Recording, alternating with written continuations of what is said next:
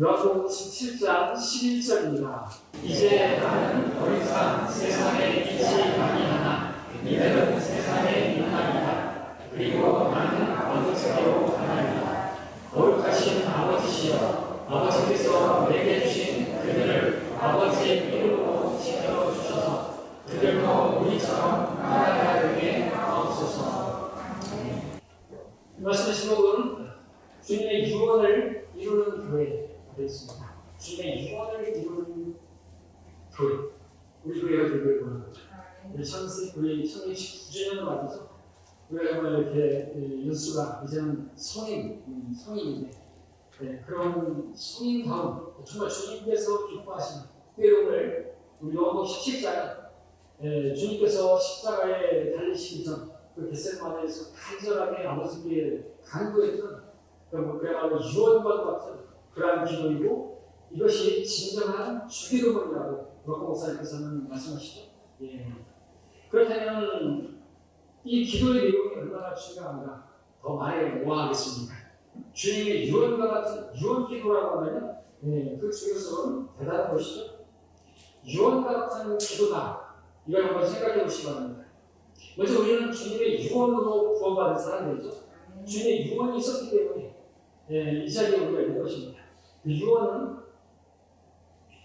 영어로 테스타멘트로 카게나트라가 그것은 죽은 자가 그러니까 유언한 자가 죽어야 그 효력이 발휘되는 그런 유언을 말하는 것입니다. 예수님께서는 그렇게 십자가를 지셨고 또 그렇게 죽으셨고 또 죽으시기 전에 하셨던 그 유언이 그렇게 발휘되어서 우리가 구원받는 것입니다. 그 유언이 무엇입니까?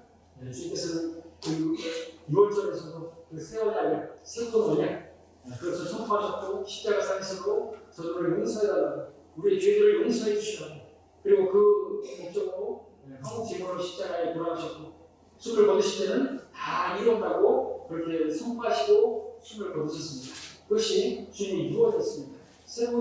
새 언약이었습니다. 그래서 우리가 그 유언으로 우리의 구원을 받았습니다. 우리 모든 죄들이 깨끗하게 되었고 우리 의롭게 되었고 우리는 하나님의 자녀가 된 것이죠.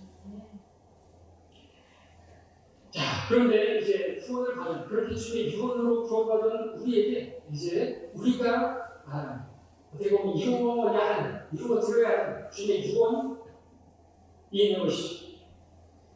주님의 그 유언은 주님께서 십자가에 달리시기 전에 간절히 아버지께 기도했던 우리의 하나님입니다. 우리가 읽었던 말씀처럼 마지막에 그들도 우리처럼 하나가 되게 하옵소서라고 그렇게 간구하셨습니다. 주님의 유언으로 구원받은 우리가 하나 되는 것이 또한 주님의 유언과 같은 기도였다는 것이죠. 교회가 하나 되는 일, 이것이 교회에 있어서 매우 중요하다, 아니 가장 중요하다 그렇게 말씀을 드릴 수가 있습니다. 그럼 주님께서 교회에게 주신 새 계명이 뭐예요? 너희는 서로 사랑하라 말씀하셨습니다. 여러분들 사랑하지 않고 하나 될 수 없죠. 하나 되기 위해서는 사랑해야 되겠죠. 그렇기 때문에 이 주님의 새 계명과 또 주님의 유언과 같은 기도는 같은 맥락에 있는 것입니다. 다른 것이 아니죠. 당신의 죽음으로 태어나게 될 그 교회의 하나됨을 위해서 간절히 그렇게 기도하셨습니다. 또 얼마나 간절한가 볼 수 있는 내용은 그분이 3번이나 이것을 기도하셨다는 것이죠. 우리가 읽은 요한복음 17장 11절에서 그렇게 기도하셨고 21절을 가서 보십시오. 21절에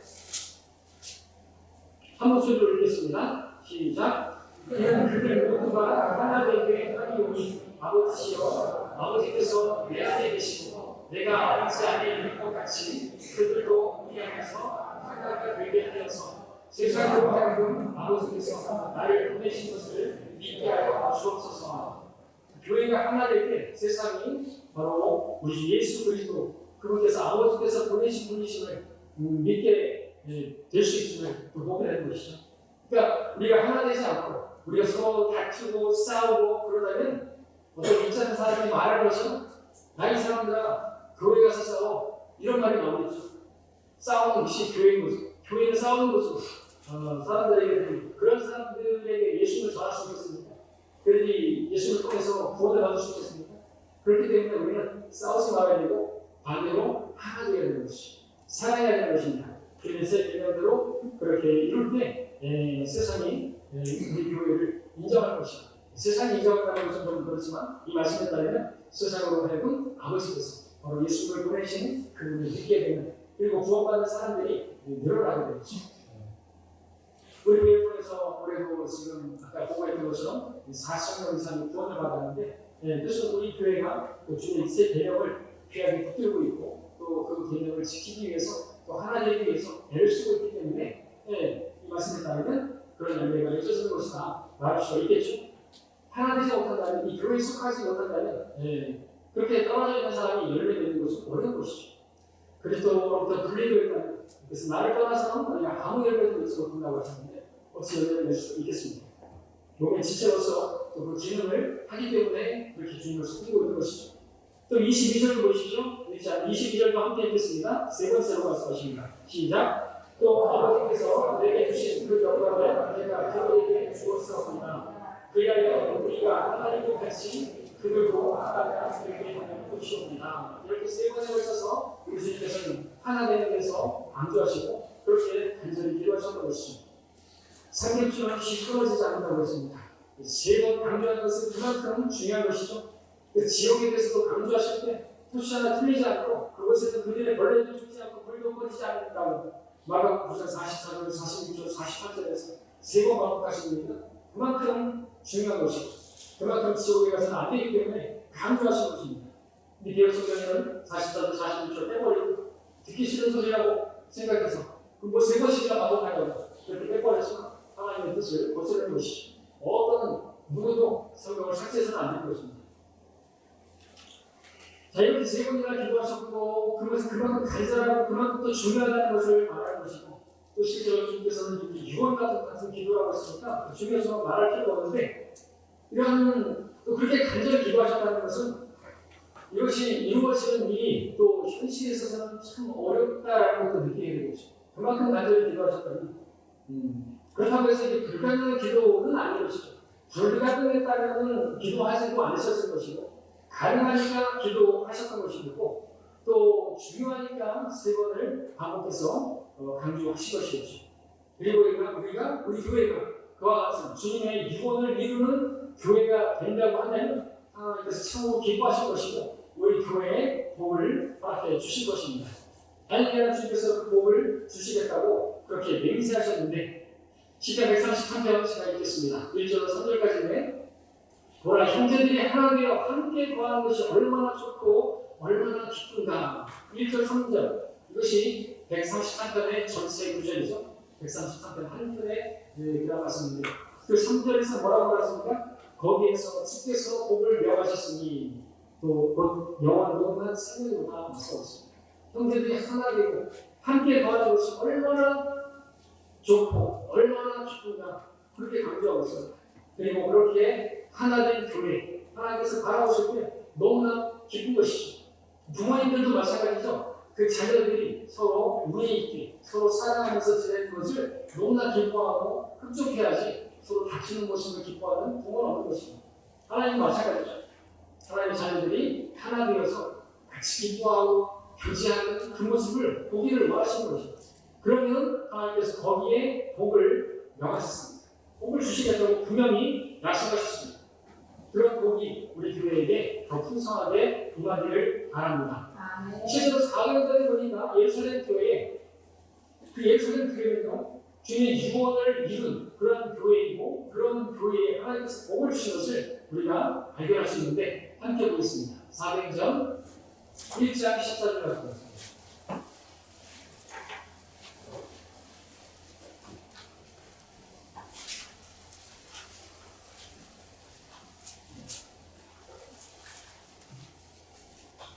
사도행전 1장 14절을 제가 읽습니다.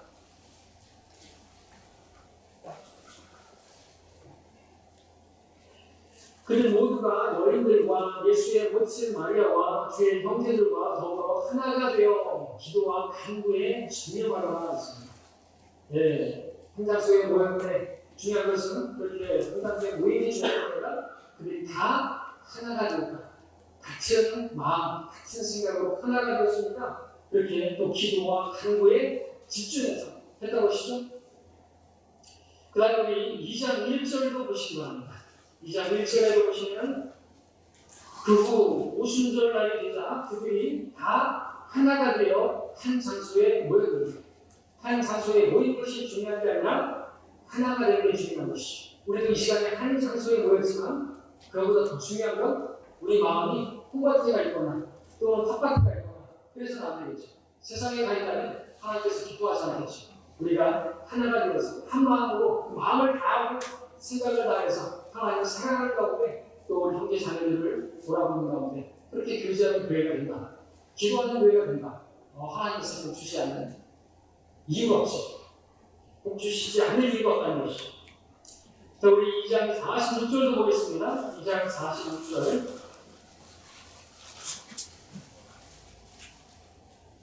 그리고 그들은 날마다 하나가 되어 꾸준히 성전에 모이며 그 집집마다 돌아가며 빵을 떼고 즐거움과 순전한 마음으로 음식을 먹으며 라고 기록하고 있습니다. 예, 한 마음, 한 혼이 되어서 하나가 됐다는 것을 보여주죠. 4장 32절을 보겠습니다. 한번 하나 더 봅니다. 4장 32절.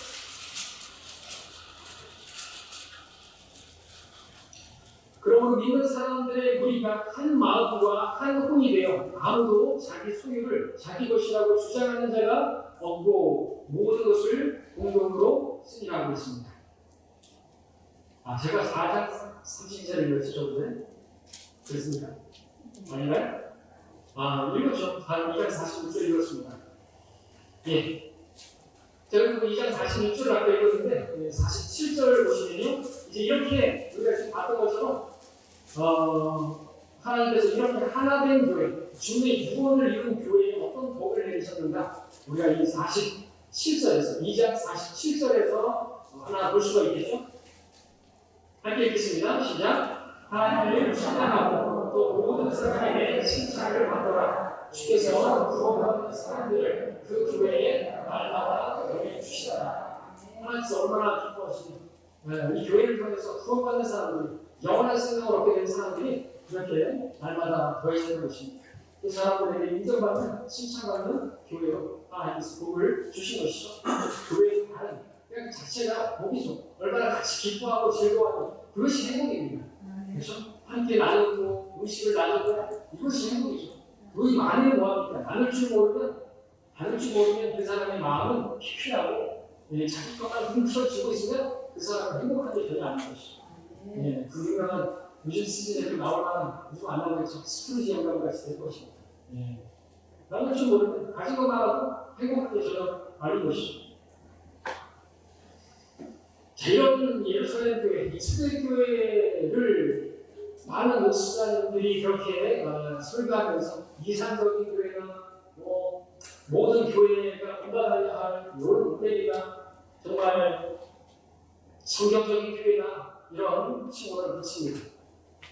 그래서 여기에 하나 더 붙이고 싶은 그런 일이 있습니다. 이런 교회는 과연 하나님을 닮은 교회다라고 할 수가 있습니다. 하나님을 닮은 교회, 다른 말로 하면 경건한 교회가 됩니다. 경건이라는 말은 성경에서 아들인데 하나님 같은 그런 뜻이죠. 그러니까 하나님 같은 교회라는 뜻이 무슨 뜻입니까? 하나님께서도 하나가 되어서 함께 일하시는 것을 말씀하는 것이죠. 우리가 그 요한복음 17장에서 봤던 것처럼 우리처럼 저들도 하나가 되게 되는 거예요. 실제로 주님께서 하나님께서는 한 분이신데 또한 세 분이시죠. 이 세 분이 또한 하나로 함께 삼위가 일체가 되어서 사역하시는 것을 우리가 성경에서 보지 않습니까? 하나님께서 창조 사역할 때 그 삼위 하나님께서 함께 동역하시고 함께 이렇게 하나 되어서 일하시는 것을 보게 되죠. 또한 아버지 아들 성령께서 구원 사역을 이루실 때도 우리를 구원하시는 그 사역에 있어서도 하나 되어서 일하시는 것을 우리가 알고 있습니다. 아버지께서는 구원 계획을 세우셨고 아들께서는 그 사역에 그 계획에 순종하셨고 또한 성령께서는 그 아들과 함께 하셨습니다. 우리가 믿는 하나님은 이처럼 하나가 되어서 함께 일하시는 분이십니다. 우리가 이러한 하나님을 믿는다면 하나님께서 하나인 것입니다. 우리가 그런 것처럼 저들도 하나가 되게 해달라고 그렇게 기도하셨는데 우리 교회도 그러한 교회가 될 때 정말 하나님 닮은 교회가 되는 거 아니겠습니까? 예루살렘 교회는 그러한 교회였습니다. 하나님 교회, 하나님처럼 그렇게 움직이는 교회, 경건한 교회라는 것입니다. 자, 그러므로 우리 교회가 그렇게 주님의 유언을 이루는 예루살렘 교회가 하나님 교회, 하나된 교회로 그렇게 성장하기를 바라고 그렇게 발견되기를 바랍니다. 자, 이제 본론으로 들어가서 에베소서 1장을 보시게 되면요, 그 9절, 10절에 따르면 하나님의 뜻이 하늘에 있는 것이나 땅에 있는 것이나 다 그리스도 안에서 하나가 되는 것이라고 말씀하고 있습니다.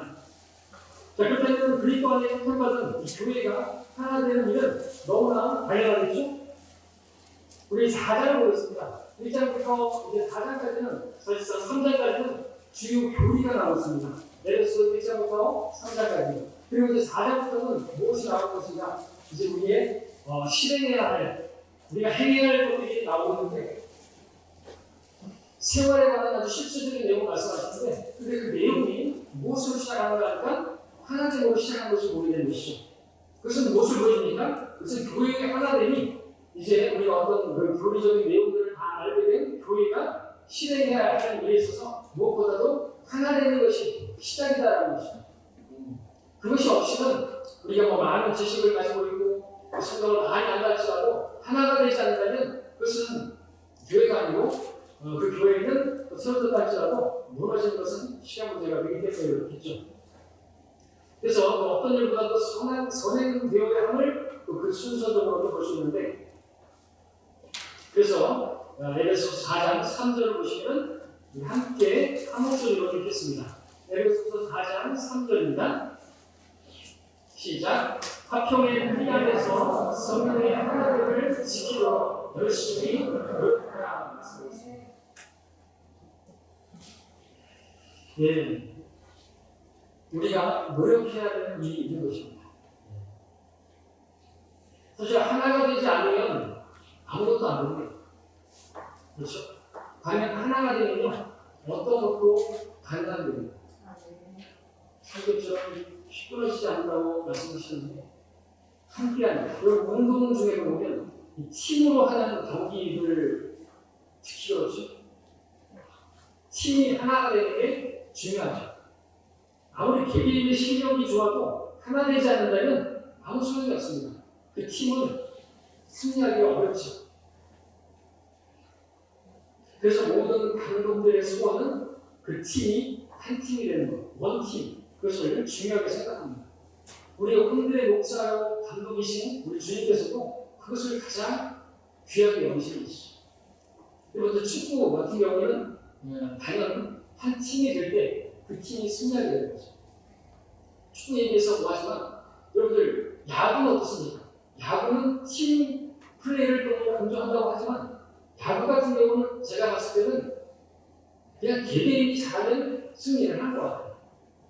야구는 투수 노름이다 뭐 그런 말을 하게 되잖아요. 투수가 정말 잘하면 그냥 투수 하나만 있어도 왕공승을 해버리면 이기는 거 아닙니까? 다른 사람들은 그렇게 중요한 거 뭐 9회까지 하는데 뭐 알타 10개 맞추면 1점만 내고 승리하는 거지 않습니까? 그런데 축구 같은 경우에는 팀이 이루어져야 되는 거죠. 한 팀이 될 때 승리하게 되는 것입니다. 무엇을 말씀드립니까? 우리 교회도 하나가 되지 않는다면 결국 승리할 수 없는 것입니다. 아니 이게 하나 되지 않은 상태는 이미 패배한 것입니다. 누구한테요? 마귀한테. 하나님께서 원하시는 것이 하나됨이라고 한다면 그 하나됨이 깨져버렸다고 한다면 자꾸 오열됐다고 한다면 그것은 마귀가 기획한 것이고 마귀가 승리한 것이지 절대로 교회가 승리한 건 아니지 않습니까?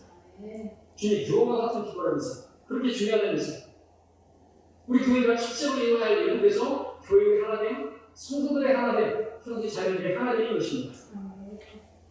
성도들의 하나됨, 그것은 미래의 하늘에서 이룰 일이 아닌 것입니다. 미래에서 우리 성도들이 하나 되는 일은 당연히 이루어집니다. 그때는 하나 되지 말라고 해도 그냥 우리 다 함께 올라갈 것이고 우리 다 하나 될 것이고 그야말로 영광스러운 교회로 그렇게 발견될 것입니다. 성도들의 하나됨, 그것은 미래의 하늘에서 이룰 일이 아니라 오늘 이 땅에서 교회 안에서 이루어야 할 일인 것이죠. 그리고 또 짚고 넘어갈 것은 성경이 말씀하시는 하나됨은 성도들의 하나됨이다라는 것입니다. 다시 말해서 예수 그리스도 안에서 구원받은 성도들의 하나됨, 그것을 말씀하고 있다는 것이죠. 항상 그리스도 안에서, 성령 안에서, 진리 안에서 하나됨을 말씀하고 있지, 다른 종교들과도 하나되라 이런 말씀하고 있지 않습니다. 왜 이런 말씀드립니까? 마지막 때로 갈수록 점점점 다 종교들도 인정하고 이제 크리스마스도 다가오면 그 어떤 절에서도 예수의 탄생을 축하한다는 그런 플래카드를 보게 되는데 말세죠. 교회들은 석탄일에 또 부처의 탄생을 축하한다는 플래카드를 걸기도 하죠. 다른 종교들을 끌어안아야 되고 그것이 사랑이라고. 아니, 그것은 사랑이 아닌 것이죠. 사랑은 구애를 기뻐하자는 것입니다. 다른 종교에도 구원 있습니까? 그런 거 없습니다. 예수 그리스도 외에는 우리가 구원받을 수 있는 다른 이름을 인간에게 주신 적이 없다고 했습니다. 누구도 예수님 외에는 우리가 구원받을 수 있는 그런 이름이 없습니다. 그렇기 때문에 타협해서는 안 될 것이죠. 다른 종교들을 끌어안아서 안 되고 불신자들에게 인정받는 그런 교회는 가치가 될 것입니다. 불신자들을 끌어모아서 교회 안에 불러들였다. 그래서 더 이상 양무리가 될 수 없는 것입니다. 교회가 될 수 없습니다. 교회는 성경에서 양무리잖아요. 믿지 않는 사람들은 성경에서 우리도 양으로 짐승이지만 믿지 않는 사람들은 성경에서 개, 돼지, 뱀, 여우, 염소 그렇게 비유하고 있는데 그런 건 교회의 양무리 안에 집어넣으면 그 양무리가 아니라 동물원이 되어버리는 것입니다. 근데 점점 이 교회들은 동물원이 되어가고 있습니다. 불신자들도 불신자 추천 해서 열린 예배라는 이름으로 그렇게 예배를 드리고 서로 하나가 되자 그 모든 띠를 묶은 것을 다 풀어버리자 포용하자고 그렇게 말하는 것이죠. 그래서 성경은 분명히 교회가 성령 안에서 라고 말씀하고 있죠. 화평의 띠 안에서 성령의 하나님을 열심히 지키도록 노력하라고 말씀하고 있습니다. 자, 그런데 우리가 기도할 때 자꾸 까먹고 기도하게 되는 거죠. 우리가 하나 되게 해달라고 기도하는 그런 부분이 있습니다. 그러나 우리가 지금 읽은 에베소 4장 3절을 유심히 보게 되면 이미 우리는 성령에 의해서 하나 되었음을 발견할 수 있습니다. 성령의 하나 되게 하신 그 일을 이제 하나님께서 이루신 것이죠. 성령님을 통해서 성령께서 하시는 일이 그것입니다. 화평 가운데 하나 되게 하는 그 역사를 이루시는 분이 성령이시죠. 하나님께서 이미 우리를 하나 되게 하셨습니다. 그러면 우리의 숙제는 무엇입니까? 우리의 기도는 뭐가 됩니까? 하나님께서 하나 되게 하신 것을 우리가 지킬 수 있도록 도와주시라고, 성령께서 도와주시라고, 하나 되게 하신 것을 우리가 힘써 지키게 해달라고 그렇게 기도하는 게 필요한 것이죠. 그런데 왜 이렇게 기도하는 게 필요할까요? 기도하는 일이 필요하지 않다면 주님께서 기도하지 않으셨을 것이고, 그렇게 기도해야만 하는 이유는 하나됨이 얼마든지 깨질 수가 있기 때문에. 그렇죠. 우리 부부 사이도 마찬가지입니다. 부부는 더 이상 둘이 아니고 하나다 성경이 말씀하고 있습니다. 그러나 서로가 하나 되기 위해서는 열심히 지켜야 될 걸 지켜야 되는 것이죠. 그걸 지키지 않으면 깨져버리는 것입니다. 자, 이렇게 기도하고 또 우리도 기도해야 되고 열심히 노력해야 되는 이유는 얼마든지 이 하나됨이 깨질 수가 있기 때문에, 깨뜨리는 일들이 있고 깨뜨리는 사람이 있기 때문에. 근데 저와 여러분이 그렇게 깨뜨리는 일을 해서는 안 되고 또 그렇게 하나됨을 깨뜨리는 그런 사람이 되어서도 안 될 것입니다. 우리는 이미 성령의 하나된 역사가 있습니다. 그 하나된 일은 우리의 노력으로 우리가 힘써서 열심히 해서 된 게 아닙니다. 그러고도 하나 된 것을 지키는 데 있어서는 지금 에베소 4장 3절에서 말씀하시기를 그 하나 된 것을 지키는 데 있어서는 우리가 열심히 노력해야 하는, 애써야 하는, 힘써야 하는 그 필요가 있음을 보여주고 있습니다. 그럼 우리는 그 하나됨을 지키기 위해서 우리가 열심히 해야 될 일이 있다면 무엇이 있을까요? 무엇보다도 그것은 모이는 일에 힘쓰는 것. 그것이 필요합니다. 우리는 어떤 사람들의 습관처럼 우리 자신들이 함께 모이는 것을 저버리지 말고 서로 권면하여 그날에 가까운 것을 볼수록 더욱 그리해야 합니다. 히브리서 10장 15절 말씀이죠.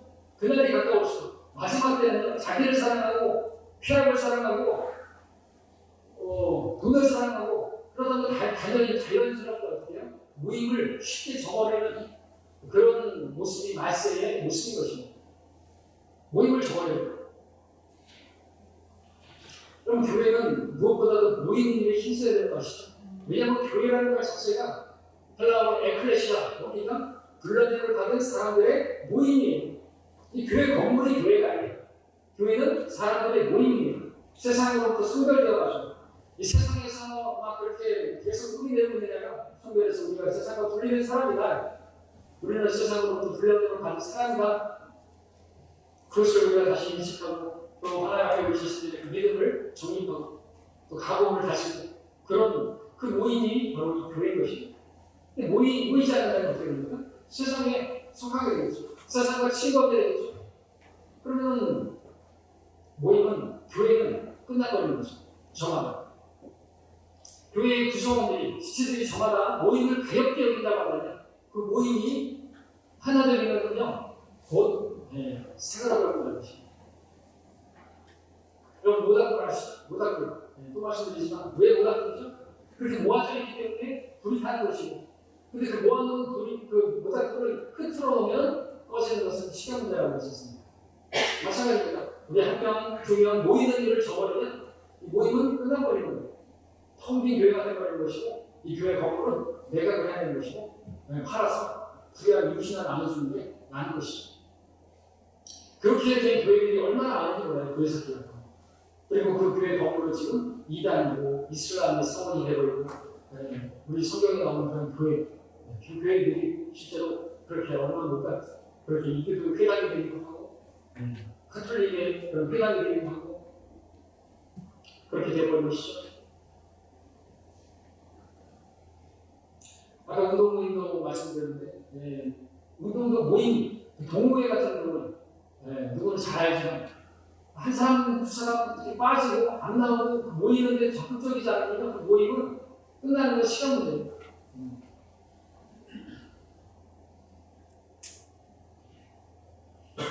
그러므로 교회 모임은 어떤 모임보다도 더 중요하기 때문에 실시하는 것이죠. 그런 생각입니다. 여러분 직장 생활 하는 것만큼이나 그렇게 모임을 좀 열심을 낸다면 모임은 정말 강성한 모임일 거예요. 웬만하면 진짜 가잖아요. 근데 매일 가잖아요. 근데 교회 모임은 일주일에 한 번 모이는 것조차도 너무나 힘들어요. 하나님께서 보시면 얼마나 부끄러웠습니다. 하나님께서 우리를 위해서 십자가를 지시고 내 죄들을 대신해서 내가 받아야 하는 벌을 대신 받아주시고 그것을 믿기만 하면 구원해 주시는 통해서 우리는 그 믿음으로 은혜로 구원을 받았는데 주님을 예배하는 주님을 찬양하는 그 자리에 모이는 일을 아주 가볍게 여기고 바뀌지 않으면 교회 나가고 바쁜 일 있으면 저버리고 무슨 일 조금만 있으면 교회 안 나가고 교회가 안 되게 되는 것입니다.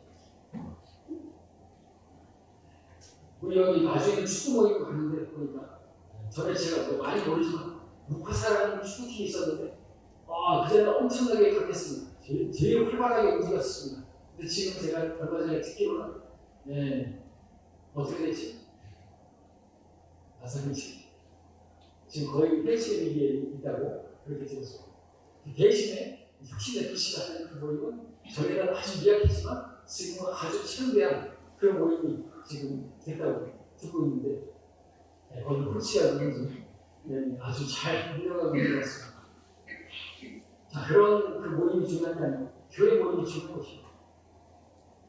무엇보다도 구성원이 모이는 일에 열심을 내야 돼요. 주님 오신 날에 가까울수록 더욱더 모이는 일에 힘쓰자고 권면하고 그날이 가까울수록 더욱더 교제하면서 그렇게 하는 교회가 되기를 바랍니다. 네. 또 교회 성도들이 하나 되면요 모였을 때 화평을 추구해야 되죠. 화평을 추구해야 되죠. 적극적으로 그것에 열심히 내야 되는 거죠. 화평의 띠양에서라고 말하고 있습니다. 그러니까 다툼을 피해야 돼요. 적극적으로. 예, 뭐 육신적인 성도가 교회 안에 있을 수도 있었나? 그 성도들과 다투려고 해서는 안 되는 것입니다. 내 마음에 들지 않는다고 해서 똑같이 맞받아치면 안 되겠죠. 적극적으로 우리는 다툼을 피해야 되고 자신을 낮춤으로써 논쟁이나 분쟁이나 이것을 적극적으로 피해야 하는 것입니다. 그것을 부모님 말씀하고 있죠. 그럼 이제 우리가 하나 되기 위해서 구체적으로 이제 본문을 통해서 말씀하고 있는데 이 4장 3절에서 우리가 읽었죠. 하나됨을 말씀하시는데 2절을 보시면요. 이 하나됨을 지키기 위해서 우리가 해야 할 구체적인 덕목들이 나옵니다. 4장 2절을 함께 읽겠습니다. 시작. 모든 영성과 오래 참과 사랑하고서 서로 용납하고 하는 말씀이있습니다. 교회가 하나 되기 위해서 무엇보다도 첫 번째로 나오는 게 뭐예요? 경선입니다. 경선. 교회의 일꾼, 교회를 세우기 위해서 그렇게 하나님께 쓰임받았던 사도 바울, 어떻게 교회를 섬겼고 또 주님을 섬기는 것인가? 사도행전 20장 18절 19절에서 그는 간증합니다. 19절만 읽으면 그는 온갖 마음의 겸손과 많은 눈물과 시련으로 주를 섬겨노라 하고 있습니다. 그래서 교회가 세워진 것이죠. 바울은 겸손했습니다. 이렇게 바울처럼 우리도 주를 섬길 때 우리도 교회가 하나 되라고 해서 또 주를 섬길 수가 있습니다. 주를 섬긴다는 것, 교회는 주님의 몸이셨습니다. 그 몸의 지체들, 성도들을 섬기는 거예요. 근데 성도들을 섬기기 위해서 내가 겸손하게 되지 않는다면 섬길 수가 없는 것이죠.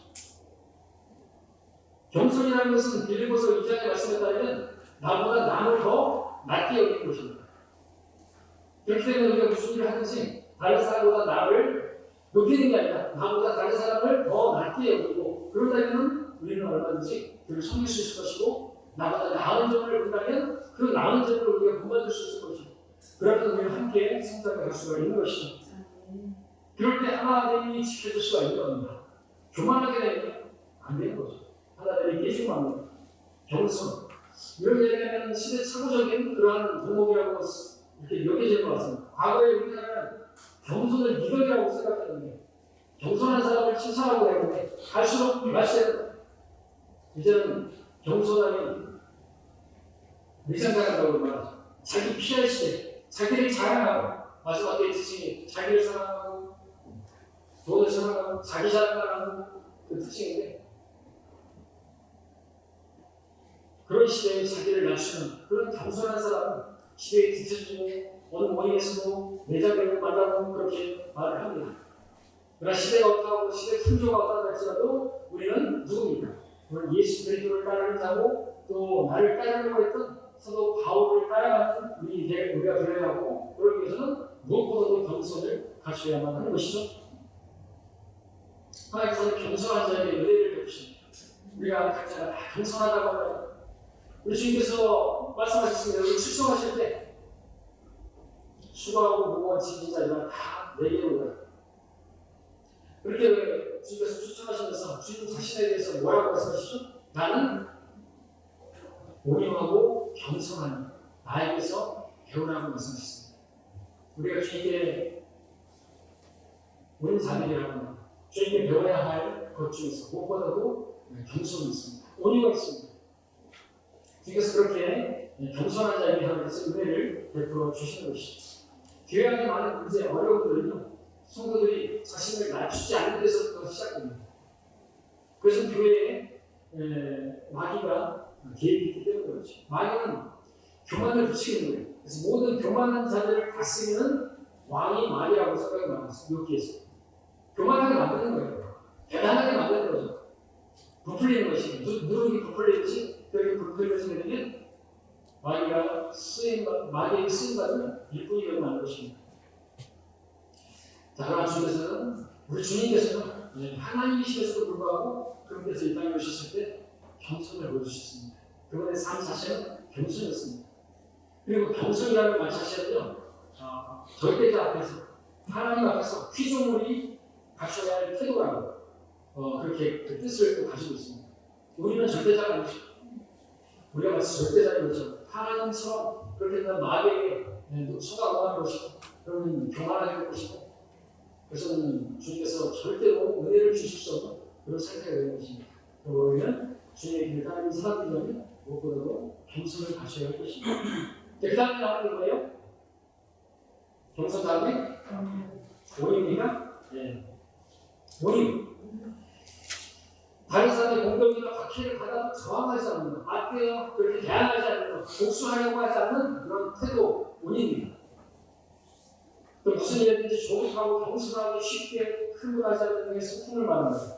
이 온유라는 말은요, 또 그가 어떻게 많이 쓰여진다니까 잘 길들여진 동물에게 쓰였다고 하죠.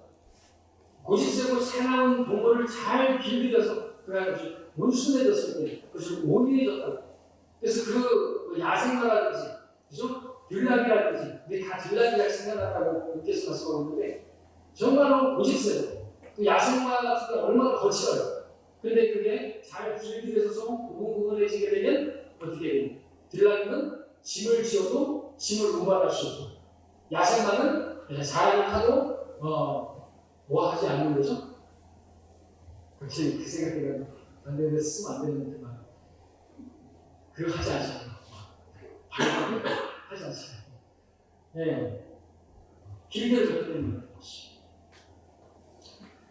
자, 그렇기 때문에 이 온유는 뭐냐 하면은 이 약한 사람에게서 나타나는 연약함을 의미하는 것이 아니라 강한 자가 자신의 힘을 절제하고 조절하고서 지니게 되는 그런 부드러운 성품을 말합니다. 진짜 온유한 사람은 강한 사람입니다. 온유한 게 결정된 약한 것을 알려는 것이죠. 그리고 지금 우리가 보는 이 온유와 겸손은요, 마치 하나된 한 쌍의 부부와 같은 떼어놓을 수 없는 성품입니다. 때문에 예수님께서도 나는 마음이 온유하고 겸손하니 한 짝으로 그렇게 말씀하셨죠. 따로 분리될 수 없는 것입니다. 이 겸손과 온유를 갖춘 사람이 진정 강한 자이고 또 이렇게 온유와 겸손을 갖추는 성도가 주님의 부르심에 순종할 수 있게 되고 또 그 부르심에 합당한 그 일들을 감당할 수가 있는 것이기 때문에 이 온유와 겸손은 하나님의 부르심을 받은 성도라면 마땅히 갖춰야 할 기본입니다. 그리고 그것은 무엇보다도 교회의 하나된 주님의 유언과 같은 그 기도를 이루기 위해서 필요한 것이죠. 근데 우리는 이렇게 온유와 겸손을 하지 않을 수가 없는 사람들 아닙니까? 우리가 십자가 앞에 섰던 사람들이잖아요. 우리가 구원받기 위해서 십자가 앞에서 무릎을 꿇은 사람들이에요. 그 십자가가 우리에게 보여주는 게 뭡니까? 너는 죄인이라는 거예요. 너는 지옥에 떨어질 수밖에 없는 너는 너의 그 죄로 인해서 죄악 가운데서 멸망을 찾아라는 거죠. 그럼 우리가 뭘 잘할 게 있다고 뭐 어깨에 힘주고 뭐 목에 힘주고 목을 걷게 합니까? 그럴 수 없다는 거죠. 우리가 오히려 유양, 순순하게 이제 길들여진 들락이가 아니라 짐을 질 수 있는 멍에를 맬 수 있는 소와 같이 그렇게 주님을 따르는 사람들이 되어야 하는 것이죠. 이 교회에서 여전히 목을 걷게 하고 그러면 나는 그 성도 보기 싫어서 그게 안 가는가 그렇게 돼버리면 교회는 끝나버릴 수 있습니다. 그 사람은 구원 받았는지조차도 의심이 대만할 사람이 있습니다. 자, 그 다음으로 우리가 가셔야 할 방법이 뭐가 합니까? 교회 하나됨을 위해서 필요한 거예요. 오래 참는. 우리 하나님께서 얼마나 오래 참으시는 것인가. 나에 대해서 얼마나 정말 그 오래 참으심이 풍성하신 분이신가. 우리가 배워야 되겠죠. 우리 아버지는 주님께서 제가 아까 기도했던 것처럼 자리 없고 은혜로우시고 오래 참고 선함과 진리가 풍성하신 주 하나님이라면 하나님 영광을 보여달라고 모세가 기도했을 때 하나님께서 하나님 영광의 그 이름을 선포하셨습니다. 자녀고 은혜로우며 오래 참 자녀고 은혜로움과 있는 은혜와 겸손하고 영광이 되겠지. 그래서 왜그런 주의 오래 참으심이 구원인 줄로 생각하라고 했습니다.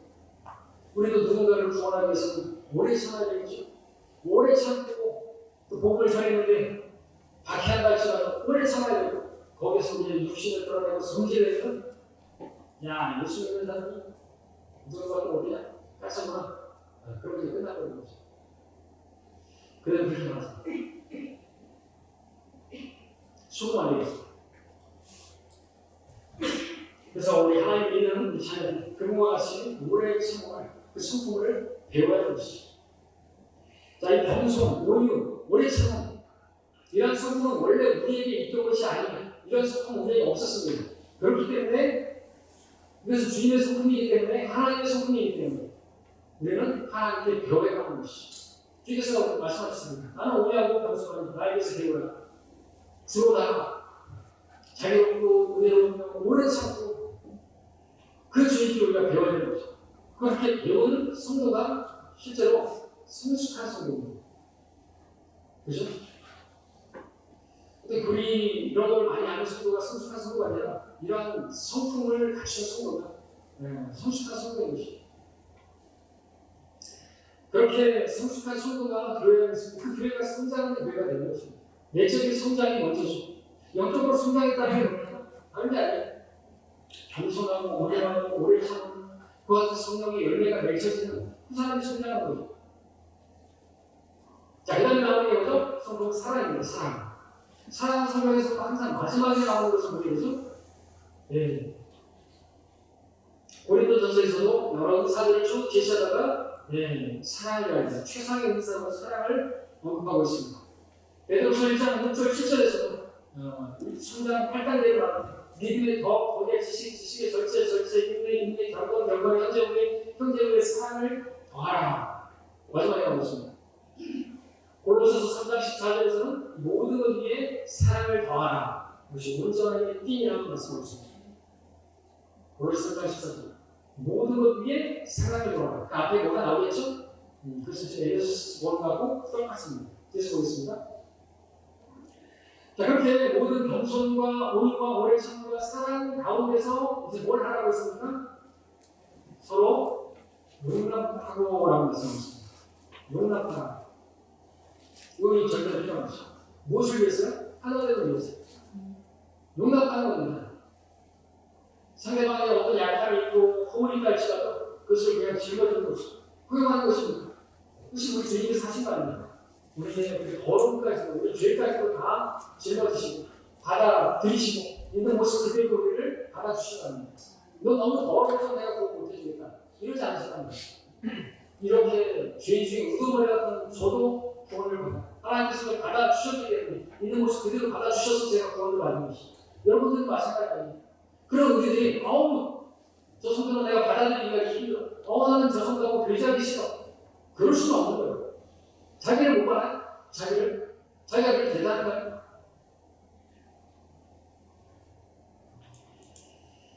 자, 용납하기 위해서 무엇이 필요하겠습니까? 그래서 사랑이 필요하고요. 그리고 또 겸손이 필요하고 온유가 필요하고 오래 참는 게 필요합니다. 그것 없이 용납할 수가 없는 거죠. 용납은 용서도 포함합니다. 자, 앞서 우리는 골로새서 3장 14절 이렇게 보겠습니다. 거기서 아까 말씀드릴 때 모든 것 위에 사랑을 더하라. 이것이 온전한 뜻이라고 말씀을 드렸는데 이 말씀 앞에 모든 것이라고 했을 때 그 모든 것이 무엇인가? 골로새서 3장 12절 13절을 그대로 읽겠습니다.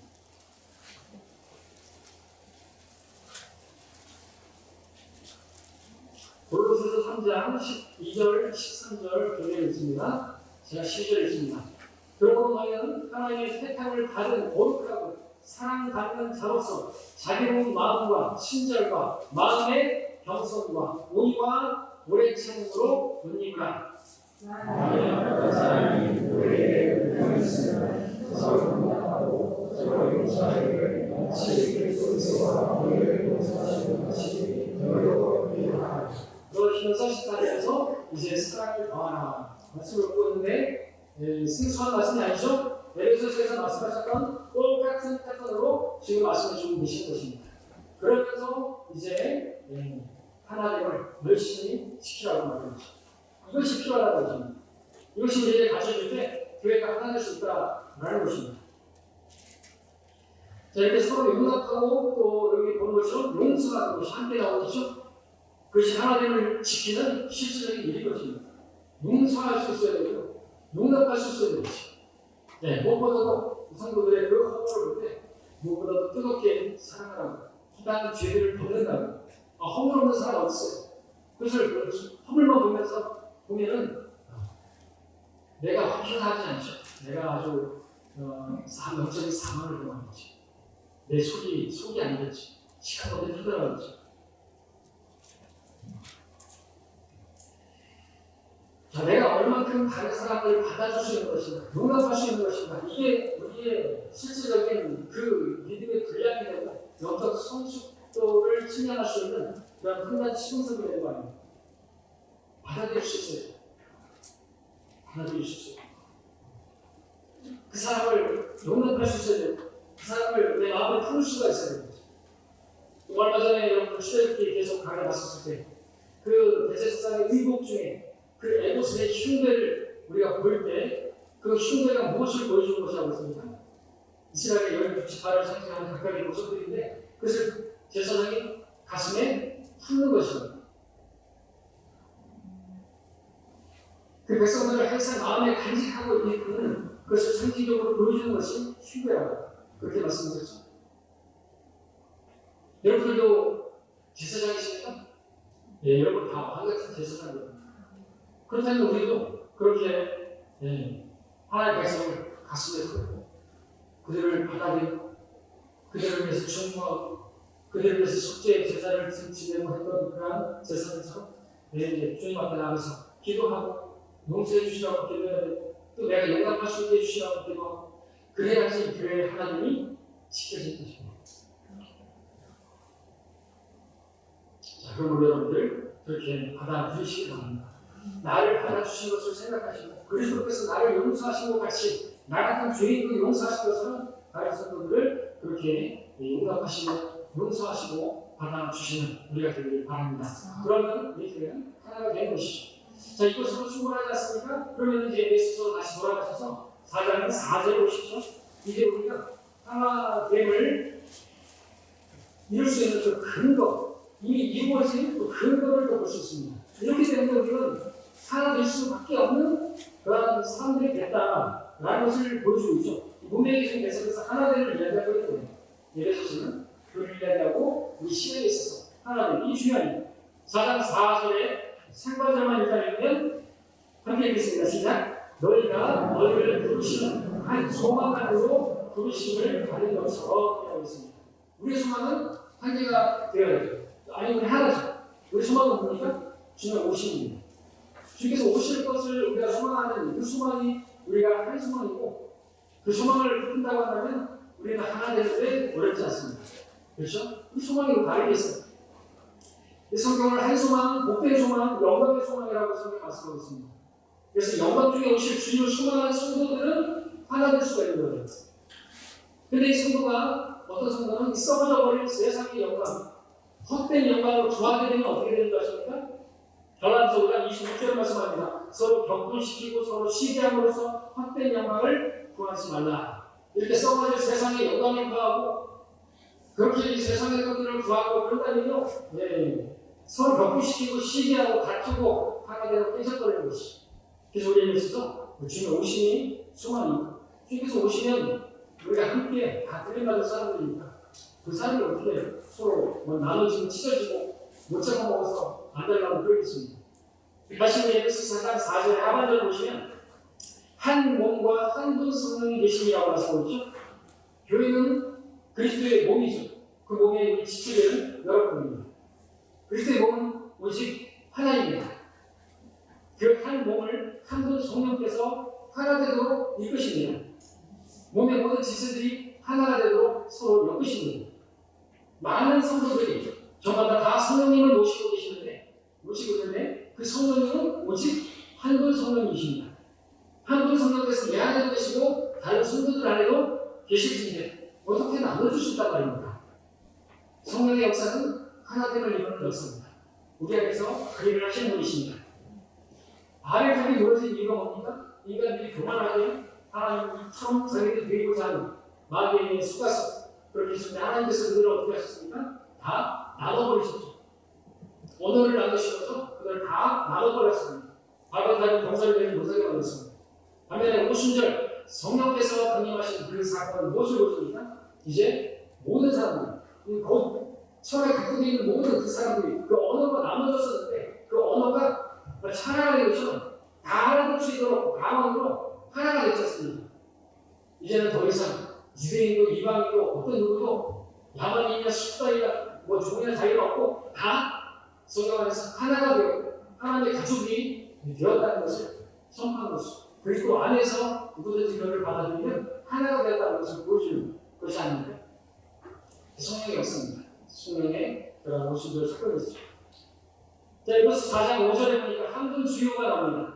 우리는 모두가 한 분 주님을 믿고 있고 따르고 있습니다. 모든 성도들이 한 분 주이신 예수님을 따르고 있습니다. 나의 주도 예수님이시고 또 다른 성도들의 주님도 예수님이시신데 나도 예수님을 따르고 있고 다른 성도들도 예수님을 따르고 있을 때 어찌 분리될 수가 있겠습니까? 어떻게 나눌 수가 있겠습니까? 또 한 믿음이 나오죠? 우리 중에 다르게 믿는 사람이 있으니까 우리가 구원받는 방법이 그 믿음이 다르다고 한다는데 알아둘 수 없는 거예요. 행위 구원을 믿는다고 한다면 믿음으로 옳게 된다고 믿는 사람과 하나 될 수가 없는 것이죠. 여러분들 다른 믿음을 가지고 계십니까? 아니잖아요.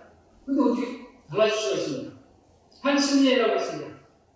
그리스도인들은 심리를 통해서 이제 그리스도 앞에 잠기게 되었습니다. 한 성령에 의해서 마시게 되었습니다. 이제 심리를 받은 우리들은 더 이상 잠겨야 되죠. 내가 드러나면 안 되는 것입니다. 그것은 장사된 것입니다.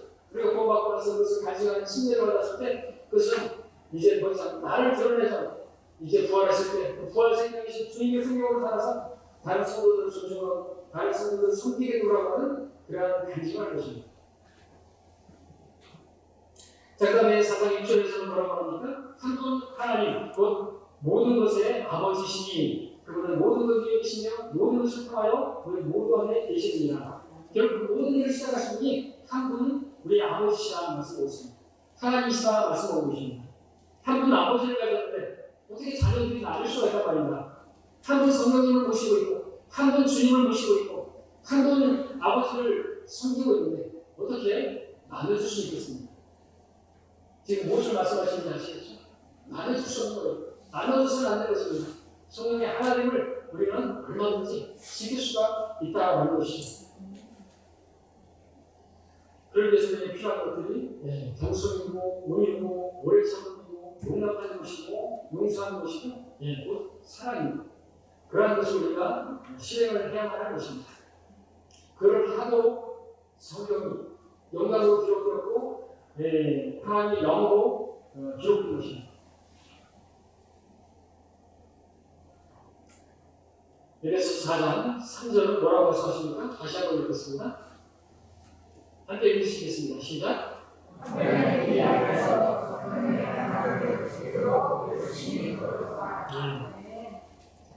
화평의 피안에서 성령의 하나님에서 성령의 하나님이라고 말씀하셨습니다. 자, 이렇게 분명히 말씀하시고 너무나도 구체적으로 말씀하시고 계시는데 이 교회가 이 하나님이 깨질 수 있을까요? 깨질 수 있다면 무슨 이유 때문에 깨질까요? 다른 이유가 아닙니다. 성령을 따르지 않고 육신을 따르다 깨져버리는 것이죠. 성령의 하나님, 성령께서는 하나로 엮으시고 하나 되게 만드시는데 그 성령을 따르지 않냐고 계속 육신을 따르게 되면요 교회가 하나 될 수가 없습니다. 깨지는 것이죠. 우리 마지막으로 찾아보면 고린도전서 12장 1장을 보겠습니다. 1장 고린도전서 1장부터 계속해서 사도 바울이 고린도 교회에 대해 이야기하는 것이 뭡니까? 고린도전서 1장 12절, 13절 우리 교대로 읽겠습니다.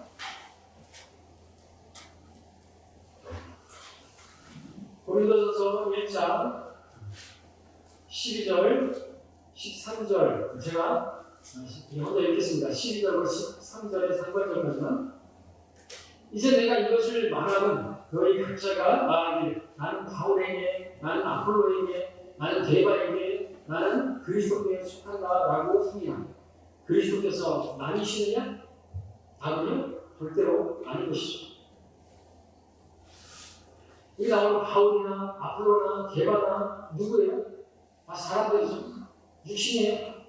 다 고린도 성도들로 하여금 그리스도를 소개해준 그러한 쓰임받은 주님의 종들이라는 것이. 이 사람들은 우리도 성도들을 주님께 또 순결한 처녀로 그렇게 혼인시키는데, 경험시키는데 쓰임받은 일꾼 중에 한 사람들입니다. 말하자면 중매쟁이나 마찬가지겠죠. 그런데 그렇게 주님과 정원하고 혼인을 했는데 주님께 마음에 갈지 않고 사람에게 마음이 뺏겨 있다면 어떻게 됩니까? 여전히 중매쟁이에게 마음이 뺏겨 있는 그러한 신부가 있다면 문제가 좀 큰 거죠. 무엇을 말씀드립니까? 우리 교회는 어떤 사람을 다니게 되면 교회는 깨지게 돼 있습니다. 주님께 마음을 보여주십시오. 사람을 따르는 것이 아니라 육신을 따르는 것이 아니라 성령을 따라야 하는 것입니다. 우리가 믿음에 있어서는요, 각자가 독립적이어야 됩니다. 믿음에 있어서는. 왜 그렇습니까? 내 믿음에 있어서 사람에게 의존되어 있다고 하면 내가 의존하고 있는 그 사람이 잘못되면 나도 잘못된 거예요. 우리 어떤 문제가 일어나면 거의 100%인가요? 100%는 아닙니다. 잘하는 사람도 있는데 가족들이 다 나가버려요. 저기 당국의 목회자님, 제가 존중하는 목회자인데 그 아버지가 그렇게 대교했지만 아들은 그때 고등학교였는데 나는 진리를 지키겠다. 나는 성경신에서 하나님 말씀 지키겠다. 그랬던 형제였죠. 대단합니다. 정말 존경합니다. 근데 왜 거의 다 제가 보면 다 가족이 한 사람이 잘못되면 가족이 다 휩쓸려 나가는 것이거든요. 그 사람들은 사람을 따르는 사람이에요. 지금도 내가 사람을 보십시오. 그 사람들은 사람을 따랐다는 것을 그들이 드러낸 것이고 심지어는 그들이 하늘 힘든 성경을 처음 받았을 때 울면서 너무나 감사했고 그 성경 때문에 다른 성경 때문에요. 가족에서 그렇게 쫓겨나다시피 하고 집에서도 쫓겨나고 그런 사람들도 있었습니다. 그런 희생을 감당하면서 주님의 말씀을 더 사랑해서 지키고자 그렇게 섬겼던 그런 사람들이 배교하고 나갔는데 그 사람들이 보여주는 거죠. 성경을 바꿔버려요. 성경을 바꾼다는 게 뭘 말하는지 아십니까? 그 사람들은 사람을 따라가는 것이죠. 자기들이 믿고 있는 성경을 번역했다고 하는 그 사람을 따라가는 것이에요. 그러니까 그 사람들이 옆에서 뭐 실망스러운 모습을 봤다고 하면 나가가지고 그렇게 성경을 바꿔요? 성경까지? 그런 사람들이 그 사람들은 그들이 내는 열매를 보고 그들이 나무를 하는데 그들은 사람을 따르는 사람들인 것이죠. 우리는 사람 따르는 사람이 아닙니다. 우리 주영이는 하늘키 인생입니다. 그죠? 하나님께서 이 성경을 우리에게 주시는 데 있어서 하나님께서 쓰신 그분을 우리는 그 부분에서 존경하는 것이고 그렇게 따르는 거 아닙니다. 그리고 또 성경적으로 판단해야 되고 어떤 부분을 판단해야 되는 자 그렇게 우리가 궁극적으로 우리의 믿음은 서 있어야 하고 누군가에게 의존하거나 또 누군가를 사람을 신뢰하거나 그래서는 안 되는 것입니다. 그렇게 되면 이런 아폴로나 데마나 바울이나 어떤 중매쟁이들을 쫓아가게 되는 것이죠. 그렇게 해서 나눠지게 되는 것이죠. 나간 사람들 다 누굴 따라 나가고요. 자기들이 존중할 만한 그런 사람들 이재명부터 시작해서 계속 그렇게 사람을 쫓아서 나가는 것이죠. 자 우리가 이렇게 믿음에 있어서는 각자가 독립해야지만 오늘 말씀해 주셔서 우리가 오해할 때는 서로 하나가 되어야 할 말씀을 드리는 것입니다. 그렇게 해야 되는 이유는 너무나 분명합니다. 그것이 주님의 유언을 이루는 교회가 될 수 있기 때문에 그렇고 그런 우리 교회가 되기를 바라셔서 하나님께서 오늘 2029주년 감사 예배 때 이 말씀을 주신 것입니다. 우리가 그런 교회가 된다고 한다면 하나님께서 우리 아까 10편 133편에서 봤던 것처럼 하나님께서 명하신 그 복이 자동으로 우리에게 주어질 것입니다. 그런 복된 교회, 그러한 성숙한 교회로 우리 교회가 나아가기를 바랍니다. 기도하시겠습니다.